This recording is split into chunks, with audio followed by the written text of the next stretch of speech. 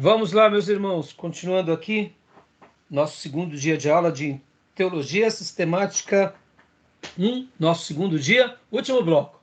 Vamos começar agora a parte 1 do Gruden. Vamos mergulhar no Gruden e também no Hobbes. Vamos lá. Quem já tem o livro-texto, a nova versão ou a antiga versão, pode estar abrindo aí na parte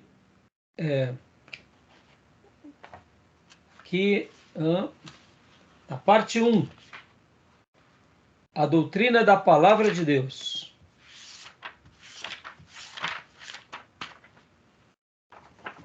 Muito legal. E aqui no slide, vamos começar a trabalhar um pouco. A gente primeiro faz um apanhado do slide, depois a gente vai trabalhando no livro, ou vice-versa. Tem hora que eu mergulho primeiro no livro, depende muito do dia e do tema, tá bom? Então vamos lá. Leia para nós, Gil, por gentileza. A doutrina da palavra de Deus. O termo palavra de Deus pode designar muitas coisas na Bíblia. É necessário um exame para sabermos quais as opções sobre este termo. Joia. Assim como a palavra mundo pode significar e designar várias coisas, pode ver, o mundo jaz no maligno. Qual que é a ideia que João estava dando quando ele falou sobre isso? Que o mundo... O sistema mundano estava na... Sistema de coisa, né? Como? Sistema mundano, pastor Johnny? Já estava literalmente nas mãos do diabo. Nas mãos dos Satanás. Isso. Satanás. Júnior, você falou alguma coisa, Júnior? O mundo que eu falo é o sistema, né? De pensamento mundano. Sim.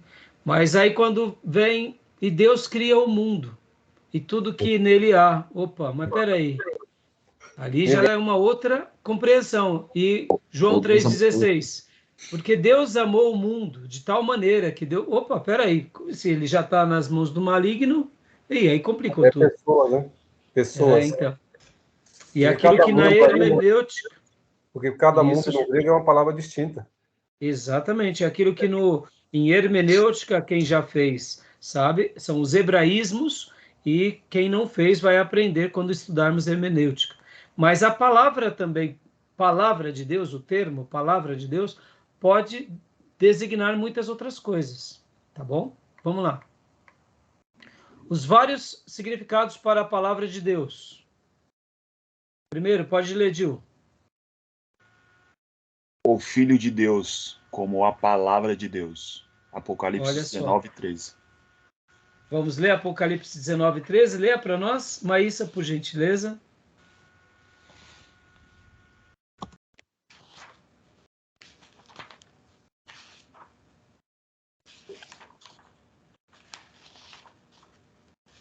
Apocalipse 19:13, Maísa, por favor. E mais uma multidão exclamou: Aleluia! A fumaça que vem sobe para todo sempre. 13, Repete, né? para nós, a 19:13. Leia para nós, por favor. Eu li o 3, peraí, pastor. Está vestido com um manto tingido de sangue, e seu nome é a palavra de Deus. E o seu nome é a palavra de Deus. Olha que coisa linda, meus irmãos. Abrimos hoje essa aula dizendo que a tua palavra é a verdade. E o seu nome é a palavra de Deus. Deixa eu fazer uma breve citação aqui. Lembra que lá em Filipenses, que Deus colocou Jesus, o nome sobre todos os nomes, e pelo nome de Jesus se dobrará todo o joelho, e toda língua confessará, e toda boca vai declarar que Jesus é o Senhor, né? O nome de Jesus. Nós usamos muitas vezes a expressão nome de Jesus como um jargão, né? Mas o que seria o nome de Jesus? O nome de Jesus é a pessoa, representa uma pessoa, representa uma obra, representa todo um projeto que foi feito, foi consolidado e que teve êxito. Quando nós falamos assim para um demônio, eu te expulso em nome de Jesus, isso não é mantra, isso não é reza. Eu te repreendo, diabo, no nome, ou seja, na pessoa, naquela obra que te venceu na cruz, pelo qual eu agora sirvo a Jesus, e o sangue dele está sobre mim, e como agora eu sou filho dele, e ele disse na sua palavra que o diabo estaria debaixo dos estrados do meu pé, então eu te dou uma ordem, vai embora, porque não falo por mim, nem na minha autoridade, mas falo na autoridade dele. Ter o nome é isso. E agora a gente vê que Apocalipse 19:13, leia mais uma vez, Maísa. Está vestido com um manto tingido de sangue, e o seu nome é a palavra de Deus. E o seu nome é a palavra de Deus. Percebam que o nome de Jesus, a pessoa de Jesus e a palavra de Deus é a mesma coisa. Então a palavra de Deus pode também significar Jesus. Isso nos faz lembrar também João 1:1. No princípio era o verbo, e o verbo estava com Deus, e o verbo era Deus. Então, é muito interessante esses vários significados, né? Vão deixando o Gruden aí aberto também, que de repente a gente pode estar fazendo algumas citações aqui junto com o Gruden, tá bom? Querem fazer algum comentário, meus irmãos? Alguma pergunta, alguma dúvida? Não, pastor, ok. Por isso que quando a gente, irmãos, ensina a palavra de Deus, nós estamos ensinando o próprio Jesus. Por isso que quando nós acreditamos na palavra de Deus, nós estamos acreditando em Jesus. E estamos sendo trabalhados no nosso coração por Jesus. Ou como disse o Dr. Russell Shedd, eu concluí a minha mensagem de domingo lá na Igreja Batista Central de Poá, dizendo a seguinte frase, que o Dr. Shedd, ele nos ensinou certa ocasião que quando pegamos a Bíblia, lemos a Bíblia, é como se nós convidássemos para que Jesus sentasse do nosso lado e Jesus falasse ao nosso ouvido e ao nosso coração. É isso, a palavra de Deus, ela representa Jesus. Meus irmãos, é por isso que a igreja precisa da Bíblia, e quanto mais Bíblia a igreja tiver, mais saudável ela será. E o pastor não tem muito trabalho com um crente que realmente crê na Bíblia e pratica a Bíblia. Eu diria, o pastor tem muitas alegrias. Quando o pastor tem um problema, é tão pequeno que é fácil ajustar. O problema maior é aquele que usa a Bíblia como hipocrisia ou como religião barata. Aí esse daí, aí dá trabalho. Mas vamos lá. A palavra de Deus são os vários significados. O Filho de Deus, 2. Pode ler, Gil? Os decretos poderosos que causam eventos ou até mesmo trazem coisas à existência. Gênesis 1:3. O que isso nos faz lembrar, irmãos? Que quando Deus cria todas as coisas, seria, e aqui, quem está com o Gruden aberto, pode abrir lá na página 23 da minha edição, né? Olha só, a palavra de Deus como comunicação verbal. É isso que ele está querendo dizer.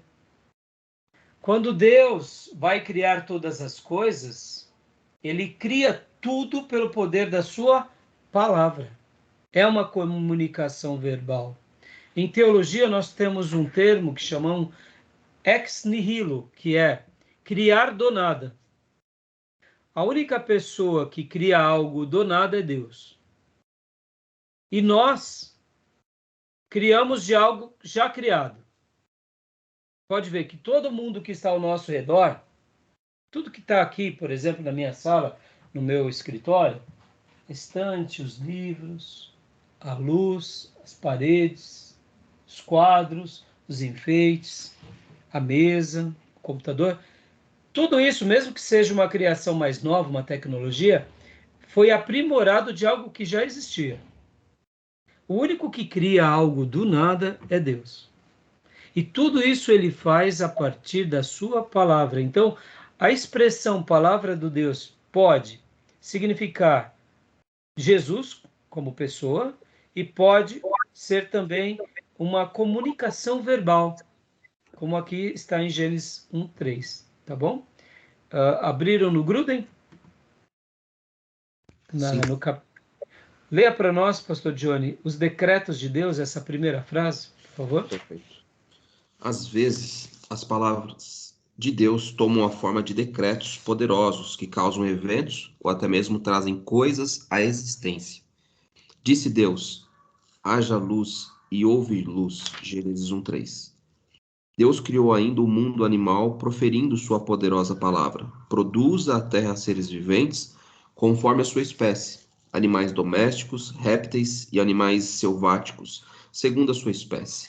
E assim se fez. Gênesis 1, verso 24. Por isso, o salmista pode dizer: os céus por sua palavra se fizeram, e pelo sopro de sua boca o exército deles. Salmos 33:6. Essas palavras poderosas e criadoras de Deus são frequentemente chamadas decretos de Deus. Decreto de Deus é uma palavra divina que faz algo acontecer. Esses decretos de Deus incluem não só os eventos da criação original, como também a existência contínua de todas as coisas, pois Hebreus 1:3 nos diz que Cristo está o tempo todo sustentando todas as coisas pela palavra do seu poder. Aleluia. Meus irmãos, olha que coisa linda, decretos de Deus. E deixa eu gastar só um minuto aqui falando um pouco com vocês sobre essa questão. Olha que interessante. Quando pensamos que Deus fez tudo isso, que vemos e que não vemos, o mundo físico e espiritual, tudo pelo poder da sua palavra, ou seja, pelos seus decretos divinos, e que agora Jesus está sustentando todas as coisas pela palavra do seu poder, ou seja, tudo vai correr bem, tudo vai ser sustentado pela palavra que ele emitiu e realizou. E quando nós pensamos nesse poder dos decretos de Deus e nesse poder sustentador, e nós admitimos que diante dessa complexidade poderosa e espirituosa, Deus também pegou parte dos decretos dele e deixou impressos para que pudesse ser hoje para nós as promessas. Meus irmãos, olha o poder que temos nas mãos. Por isso que, quando confessamos a palavra, nós estamos afirmando a nossa fé nos decretos divinos. Por isso que quando nós temos uma dúvida sobre certas promessas, mas em oração buscamos a Deus, e mesmo que ali meio que vacilantes e a nossa fé começa a ter uma pequena esperança. Ontem o nosso irmão Felipe Reis, que foi seminarista do básico, trouxe uma linda mensagem sobre o Vale dos Ossos Secos, falando sobre as esperanças que nós devemos ter diante do quê? Do improvável.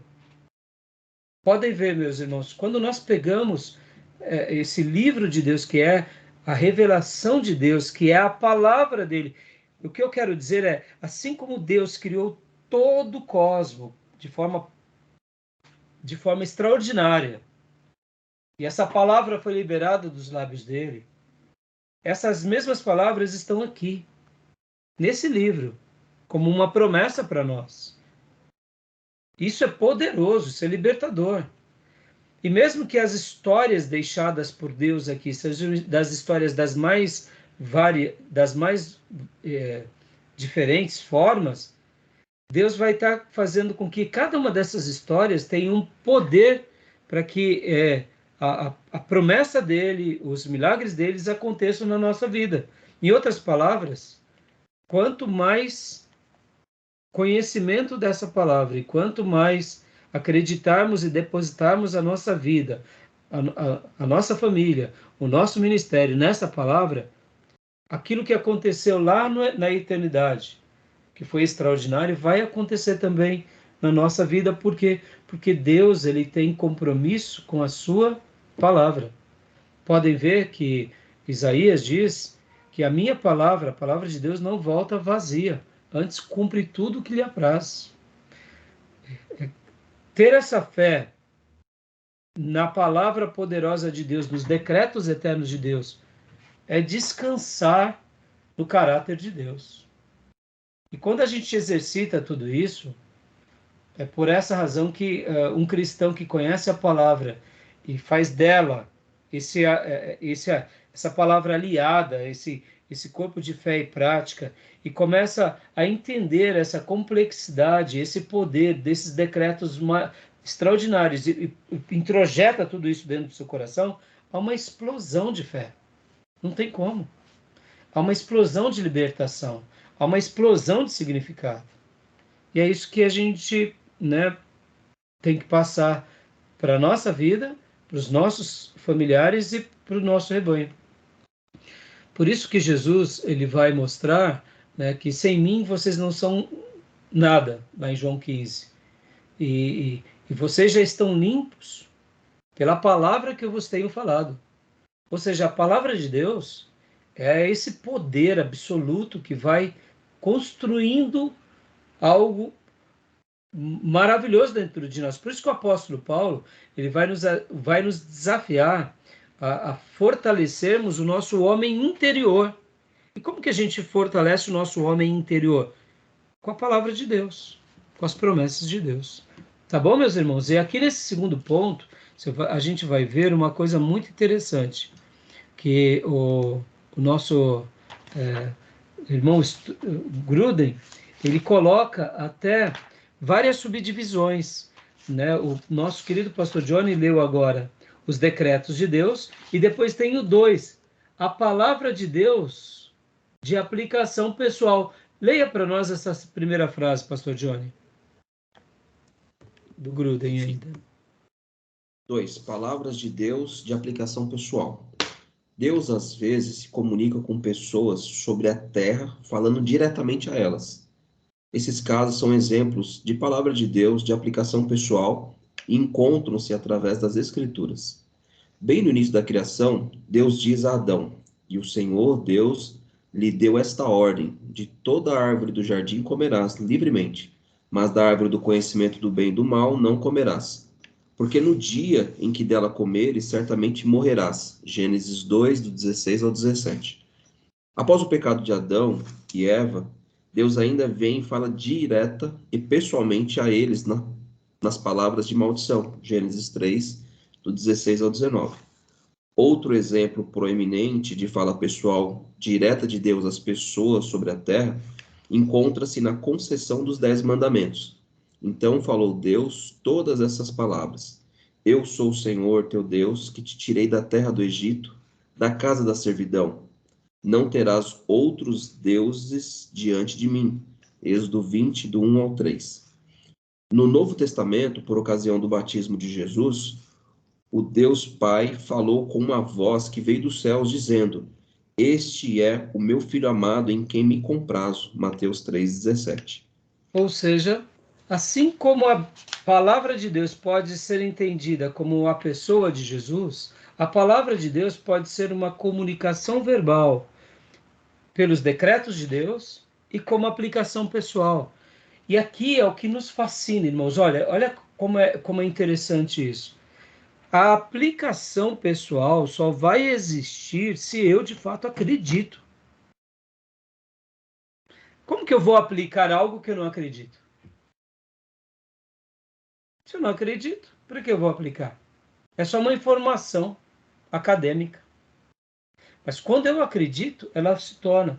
E aqui o Gruden vai fazer mais outros 2 apontamentos, que a palavra de Deus, como comunicação verbal de Deus, no 3 é palavras de Deus comunicadas por lábios humanos. Com frequência nas Escrituras, Deus levanta profetas para falar por meio deles. Ou seja, assim diz o Senhor, como a gente viu inúmeras vezes. E aí vem vários exemplos aqui. E o 4 é palavras de Deus em forma escrita, ou seja, a própria Bíblia. diz aqui, além das palavras de Deus em forma de decretos, de palavras de Deus de aplicação pessoal e das palavras de Deus de comunicação por lábios humanos, também encontramos nas Escrituras várias citações em que as palavras de Deus são colocadas em forma escrita. O primeiro exemplo se encontra no relato sobre a dádiva das 2 tábuas de pedra em que foram escritos os 10 mandamentos. Então, Deus fez questão de pegar esses decretos eternos, pegar essa aplicação pessoal, pegar palavras dos lábios humanos e deixar aqui nesse livro sagrado chamado Bíblia. E é por isso que nós precisamos amar e zelar por essa palavra como nosso maior tesouro, como diziam os salmistas, que ela era mais desejável do que o ouro e o ouro puro. Tá bom, meus irmãos? E aqui o último ponto, que é aqui do nosso slide, que o Gruden vai trabalhar aqui, é a comunicação direta de Deus, que está na página 26 do livro. A palavra de Deus pode ser entendida também como o ponto de convergência do nosso estudo, né? Na página de número 26. A comunicação direta de Deus para nós. Leia para nós, Pastor Johnny, essa parte C, por favor. O ponto de convergência, né? Isso. O ponto de convergência do nosso estudo. De todas as formas da palavra de Deus, o ponto de convergência do nosso estudo na teologia sistemática é a palavra de Deus em forma escrita, isto é, a Bíblia. Essa é a forma da palavra de Deus disponível para estudo, pesquisa pública, exame repetido e como base para discussão uns com os outros. Ela nos fala sobre a palavra de Deus e para ela nos conduz como uma pessoa, ou seja, Jesus Cristo, a quem não temos agora em forma corpórea sobre a terra e cuja vida e ensino, por conseguinte, não somos capazes de observar nem de imitar de primeira mão. Outras formas da palavra de Deus não são apropriadas como base principal para o estudo da teologia. Não ouvimos as palavras de Deus em forma de decretos e, por isso, não podemos estudá-las diretamente, mas só mediante observação de seus efeitos. As palavras de Deus de aplicação pessoal são incomuns, mesmo nas Escrituras. Além disso, ainda que ouvíssemos algumas palavras de aplicação pessoal da parte de Deus para nós hoje, não teremos certeza da total exatidão de nossa compreensão, memória e subsequente relato delas. Tampouco conseguiríamos com facilidade transmitir aos outros a certeza de que a comunicação era de Deus, mesmo que tivesse sido de fato. As palavras de Deus proferidas por lábios humanos deixaram de ser dadas quando o cânon do Novo Testamento foi completado.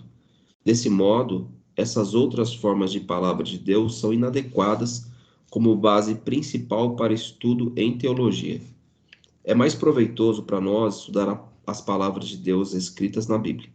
É a palavra escrita de Deus que ele nos ordena a estudar. O homem bem-aventurado é o que medita na lei de Deus, de dia e de noite. Salmos 1, do verso 1 ao 2. As palavras de Deus para Josué também se aplicam a nós. Não cesse de falar deste livro da lei. Antes, medita nele dia e noite, para que tenhas cuidado de fazer segundo tudo quanto nele está escrito. Então farás prosperar o teu caminho e serás bem-sucedido. Josué 1:8. É a palavra de Deus em forma escrita, a Bíblia, que é inspirada por Deus e útil para o ensino, para a repreensão, para a correção e para a instrução na justiça. 2 Timóteo 3,16. Joia. Eu quero fazer 2 comentários aqui importantes com vocês sobre aqueles que dizem: tá vendo? Vocês é daquele que tudo tem que ter base na Bíblia.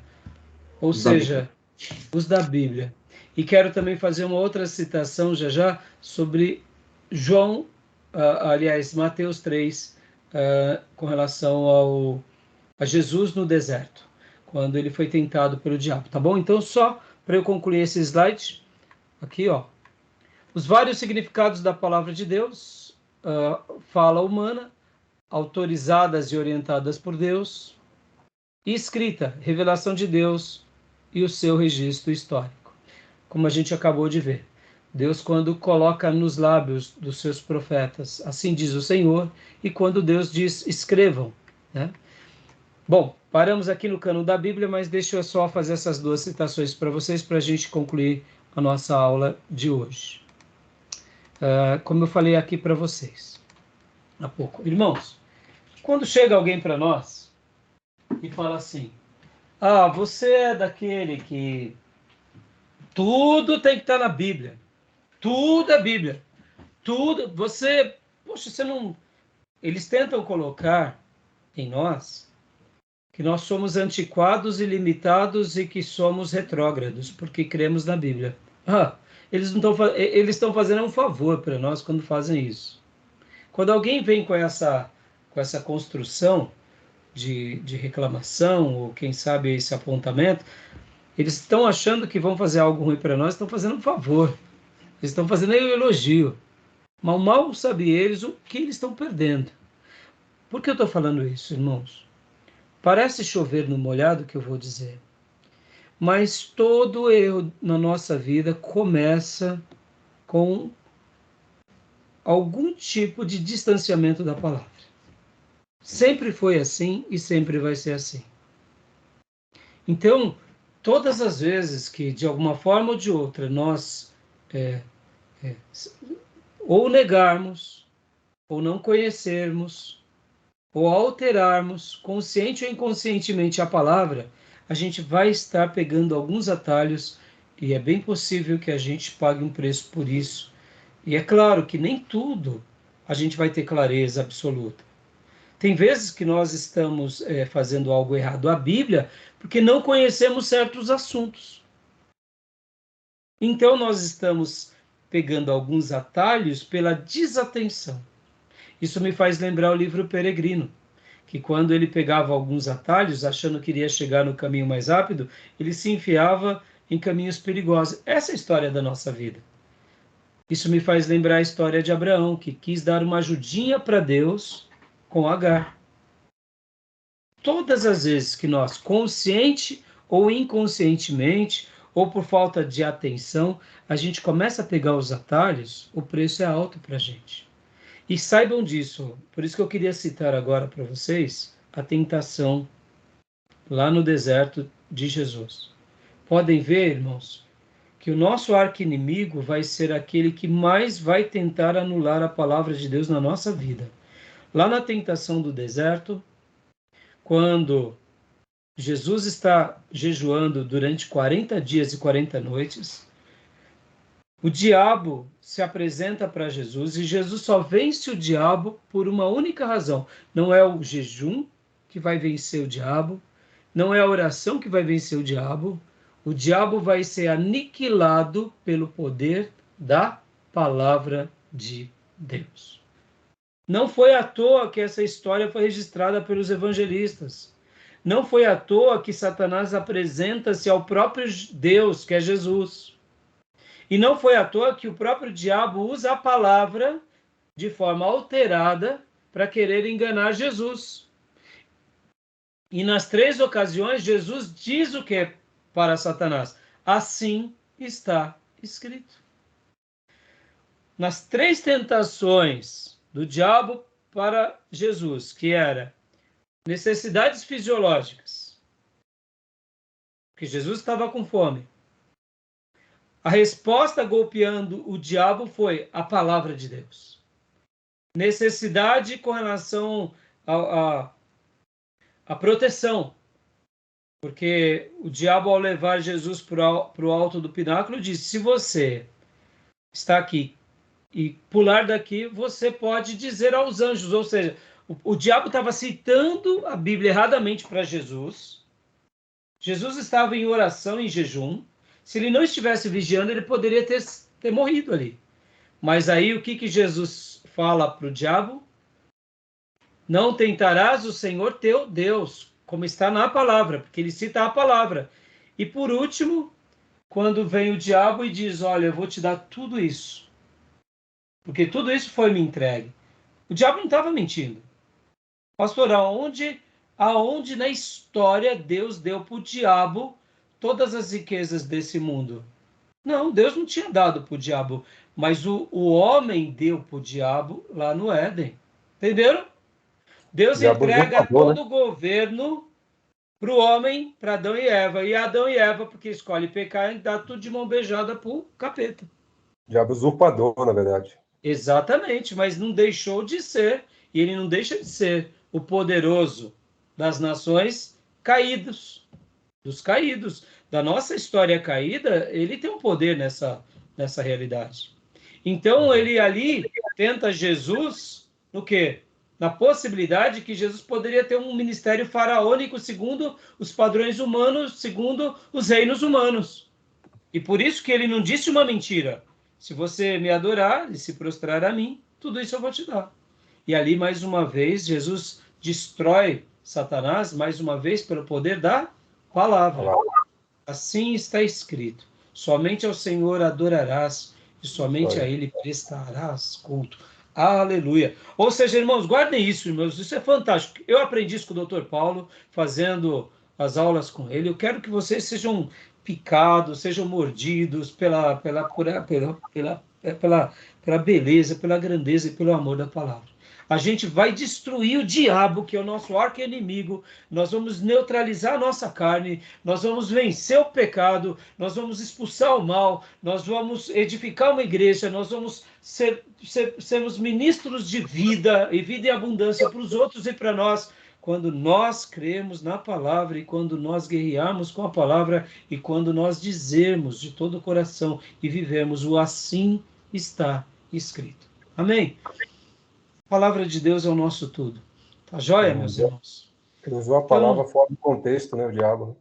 sim, e sempre ele vai fazer isso. O meu pastor Orfeu, ele dizia uma frase que eu nunca mais me esqueci também.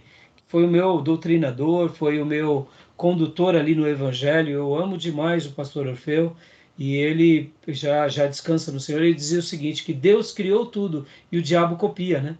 Deus cria, o diabo copia.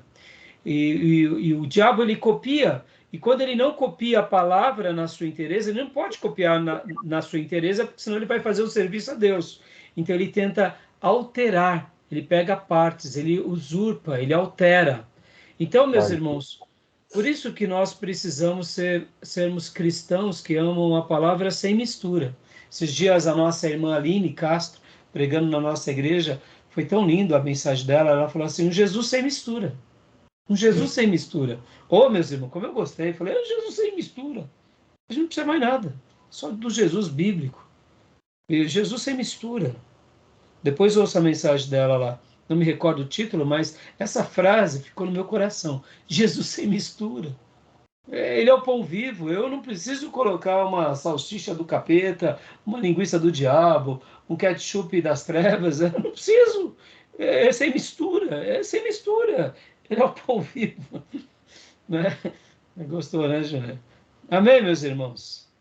Então, a gente vai dar continuação na semana que vem. A gente vai, pode ver que o capítulo 3 agora vai ser o que? O cânon. Já trabalhamos bastante sobre o cânon, né? Eu sei que todos vocês passaram já pelas matérias. Pode ver, capítulo 3, o cânon. Capítulo 4, as 4 características das escrituras, autoridade, e aí vai. Então, assim, mas vamos continuar mergulhando. Tá bom, meus irmãos? Fechado? Tem alguma dúvida, alguma pergunta? Ó, meus irmãos, leiam os textos, leiam os livros, leiam esses clássicos, porque, olha, são maravilhosos. E já comecem fazendo aqui o trabalho, tá? Viu? Esse trabalho aí tem muito versículo, é todos os versículos daí? Não, né? Então, eu vou abrir aqui rapidamente para você, Júnior, e para os alunos, ó, aqui, ó. Só para vocês terem uma ideia, é aproximadamente isso, eu mandei lá. Quer ver aqui, ó, trabalho? Eu vou até passar para vocês aqui, ó. Aqui, ó. Deixa eu mostrar aqui rapidamente. Ó. Deixa eu compartilhar. Tem bastante versículo, ó. É aproximadamente isso daqui, Júnior, ó. Deixa eu ver. Ó. Capítulo, a Bíblia vai ter por volta, capítulo 1, a Bíblia, por volta de 69 citações. Sendo que, em bibliologia, que é essa matéria, nós temos, em média, 50 comentários para fazer. É isso aí. Por que 69 citações? Porque muitas vezes eles fazem 2 vezes cada... citam João 1 aqui, João 1 ali. Então, quando houver a repetição, não precisa, tá? Mas olha, então, né? é só da bibliologia, é isso. Por isso que a gente vai... Ó, nós estaremos aqui no capítulo 1, tá? Tá bom? Agora, olha só. Quando a gente for estudar Deus, aí mudou tudo. Olha lá, já é 120 citações. Tá bom? Quando for estudar Cristo, Cristologia, é mais citações, tá vendo? Entendi. Então é assim que vai. Sim, cada tema, vai assunto. Por isso que eu falei que esse livro do Hobbes vai acompanhar os 6 módulos. Entendi. Tá bom? Entendi. Mas, Júnior, são 50 citações. Tá. Dá trabalho, hein? Dá trabalho. Qualquer dúvida, me chame no particular ou quiserem ver o material. Jill e Johnny. Ou melhor, Jill e Johnny. Jill e Johnny. É a dupla, Quase uma dupla caipira de Jesus. Jill e Johnny. Johnny e Jill. Pastor, depois pega o seu caderno, tira umas fotos, e Jill, do que vocês já fizeram, e bota no grupo para eles verem, tá bom? Combinado. Bota no grupo para eles verem. E se vocês fizeram impresso, etc e tal, porque vai ser muito útil. Aí a gente vai esclarecendo os irmãos. Tá bom, meus irmãos? Alguma dúvida, alguma pergunta? E ó, leitura, hein? Leitura. Fala, Maísa. Graças e paz, irmão. Bom fim de semana a todos. A Maísa tinha uma dúvida. Pode fazer, mas pode sair, Júlio. Se quiser, não tem problema. Já encerramos. Tá bom? Essa informação que está passando é sobre o trabalho? Isso, sobre o trabalho. Eu perdi, não sei do que se trata. Então depois eu te explico melhor. É sobre o livro do Hobbes. Tá bom. Tá bom? Ó, a irmã Cleusa, você vai pegar o livro com o filho da irmã Cleusa, e aí já vai começar a fazer do capítulo 1, que é a Bíblia, mas, tá bom? Aí eu te explico melhor na igreja, tá bom, filha? Ou se não, pelo internet ou pelo WhatsApp, tá bom? Fechado? Mais algum comentário, meus irmãos? Não? Dúvidas? Não, pastor. Que Deus continue nos abençoando e nos ajudando na caminhada, que a gente possa ser o povo de um livro só. Tá bom? Amém. Deus abençoe, meus irmãos. Fiquem com Deus. Deus abençoe. Bom descanso. Bom descanso e bom final de semana. Até terça. Até terça. Paz, irmão. Graça e paz. Graça e paz.